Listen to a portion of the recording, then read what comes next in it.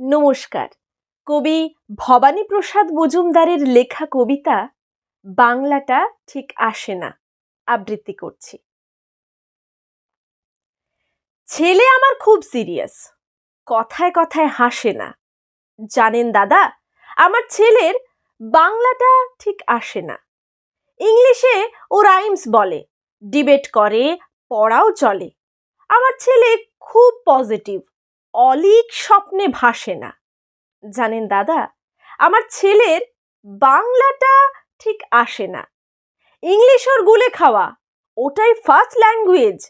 Hindi second, সত্যি বলছি হিন্দিতে ওর দারুণ তেজ।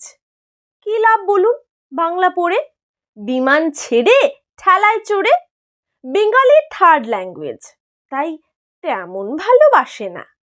জানেন দাদা, আমার ছেলের বাংলাটা ঠিক আসে না। বাংলা আবার ভাষা নাকি? নেই কোনো চার্ম বেঙ্গলিতে।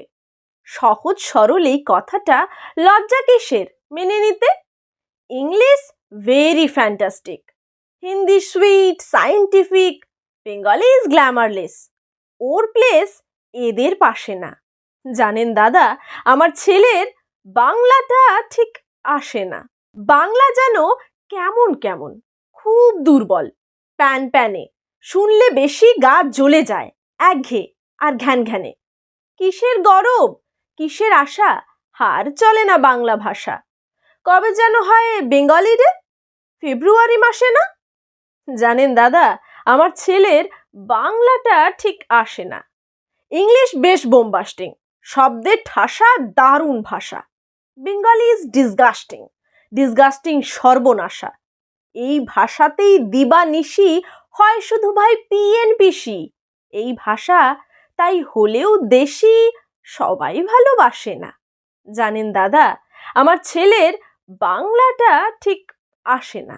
বাংলা ভাষা নিয়েই নাকি অ্যাংলা প্যাংলা সবাই মুগ্ধ।